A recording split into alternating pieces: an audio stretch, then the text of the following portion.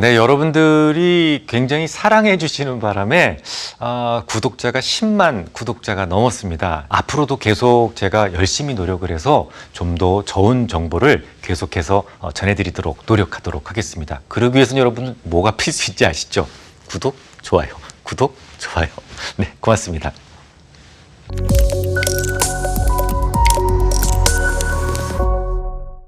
네, 오늘 배우실 내용은 지난주에 이어서 자본적 지출과 수익적 지출입니다. 예습 복습 충분히 하고 계시죠? 자, 컴퓨터 회사나 게임사들은 소프트웨어 개발이 회사 활동에서 정말 많은 부분을 차지해요.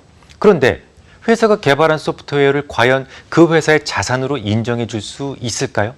이거 매우 중요한 개념입니다. 여러분들 잘 듣고 이해하셔야 돼요. 자, 만약에 NC소프트 같은 게임 회사가 있습니다. 그 소프트웨어에 대한 개발을 모두 연구 개발비로 인식해서 비용 처리만 할 수 있다라면요. 자산으로 잡을 수 없다면 회사가 매출이 아무리 잡혀도 이 회사는 자산 가치는 완전히 꽝이 돼버리죠. 이 게임사라면 그럼 자산 뭐가 남아있겠습니까? 책상, 의자, 컴퓨터 이런 거 말고 남아있는 게 없죠.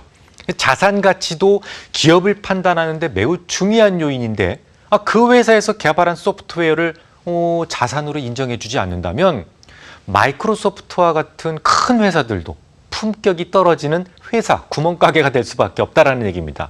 자, 실제로 이런 일이 있었겠죠. 그래서 미국에서 마이크로소프트는 이런 문제에 대해서 불만을 갖습니다. 그래서 결국은 미국의 FASB 학자들에게 의뢰를 하게 되죠. 그 결과 소프트웨어에 대한 개발은 두 가지 단계로 나누어서 기장하는 것이 좋겠다라는 판결을 구하게 됩니다. 자, 소프트웨어에 대한 개발은 개발 초기 단계부터 경제적 상용화, Economic Feasibility라고 하는데요. 경제적 상용화 단계까지는 몽땅 다 비용으로만 처리해야 돼요. 그리고 경제적 상용화 단계 이후부터는 무형자산으로 잡을 수 있다라고 판결을 받게 됩니다. 이 원칙은 우리나라에도 적용이 되는데요. 실제로 게임주들이 그 회계장부를 보면 어느 특정한 시기에 갑자기 자산이 화끈하게 늘어나는 것을 흔하게 볼 수 있어요. 이게 바로 경제적 상용화와 동시에 그 게임이 자산으로 잡혔기 때문입니다. 자, 그러면 여러분, 게임주를 언제 매수하는 게 가장 좋겠습니까? 언제 매수하는 것이 가장 이익이 남겠습니까? 엄청난 돈을 들여서 대작을 개발하고 그 개발이 막 완료되기 직전에 사시는 것이 가장 싸게 사는 겁니다. 그냥 직관적으로 생각을 해보세요. 일단 대작을 개발하게 되면 그 비용이 어마어마하게 들어갑니다. 특히 요즘에는 정말 완성도 높은 게임 개발에 수천억까지 들어가는데요. 이걸 모두 개발 단계에서는 비용으로밖에 처리할 수가 없어요. 자산으로 잡을 수 없습니다. 하지만 일단 상용화가 되면서부터 자본화가 가능하게 되고 자본화된 만큼 게임 회사의 자산은 큰 폭으로 커지게 되겠죠. 게다가 개발 단계에서 투입되던 막대한 비용도 연기처럼 사라지게 됩니다. 그 전까지 비용으로 처리해야만 하니까 개발 단계에서는 비용이 커져서 재무제표가 엉망이 되겠지만 일단 상용화가 되고 나면 그 비용이 모두 이익으로 잡히고 무형자산으로도 잡히니까 수익 가치는요 확 올라가죠. 자산 가치 높게 가죠. 그래서 순식간에 나쁜 기업에서 좋은 기업으로 회계적으로 탈바꿈하게 되는 겁니다. 실제로 한번 예를 들어볼까요? NC소프트는 지난 2008년도 11월 11일에 대작을 발표합니다.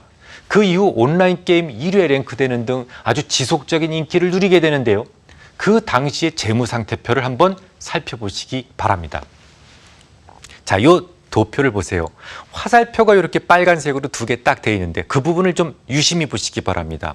영업이익이 2008년도 12월 그러니까 4분기까지 최악의 모습을 보이고 있죠. 그러다가 갑자기 2009년도 3월이 되자마자 1분기가 되자마자 영업이익이 무려 3배나 껑충 뜁니다. 이게 말이 됩니까? NC소프트는 그래도 게임 회사 중에서 가장 큰 회사인데 경제적 상용화 이전과 이후의 회계장부가 이렇게까지 큰 차이를 보인다는 점을 여러분 어떻게 생각을 하세요? 개발 단계에서 쏟아붓는 모든 돈들은 모두 개발비로만 회계적 손실로만 처리할 수 있지만 그 게임을 발표하고 나서 경제적 상용화 이후부터는 몽땅 다 무형자산으로 잡히게 되니까 이익은 커지게 되고 자산 가치도 화끈하게 좋아지게 되기 때문에 이런 현상이 나오게 되는 거죠. 자, 그러면 이 종목의 주가는 어떻게 됐을까요? 차트를 봐주시기 바랍니다. 딱 그 위치 전후로부터 최저점을 만들고 있죠. 주가가 상승하기 시작했다는 것을 알 수가 있어요. 정리해 보겠습니다. 모든 기업의 지출은요, 반드시 자본적 지출과 수익적 지출로 나뉘게 됩니다. 앞서 말씀을 드렸던 것처럼 몇 가지 요구사항을 제외하고는 대부분 CEO가 어떤 비용이 발생했을 때 그 비용을 단순히 비용으로 처리하든 혹은 자산 처리하든 임의적으로 할 수가 있어요. 또 이런 결정을 CEO가 내렸다고 해서 그 CEO를 누구든 탓할 수가 없습니다. 어지간하면 다 인정을 해준다는 것이죠. 그러다 보니까 어떤 결정을 내리냐에 따라서 대차대조표는 물론이고 손익계산서나 심지어 현금 흐름표까지도 영향을 줄 수 있다는 것을 알 수 있습니다. 그래서 재무제표에 영향을 준다면 당연히 재무 비율에도 영향을 줄 수밖에 없어요. 회사를 돋보이게 하려는 음흉한 의도가 있을 경우 여러 가지 조작이 가능한 곳이 바로 이 경제적 상용화와 관련된 부분입니다. 자산화와 관련된 부분이에요. 그래서 회사를 여러분들이 분석을 하실 때 회사 재무제표를 볼 때 좀 더 여러분들이 보셔야 되는 부분이 바로 비용과 자산 부분이다라는 것이죠. 다음 주에 계속 이어서 하겠습니다.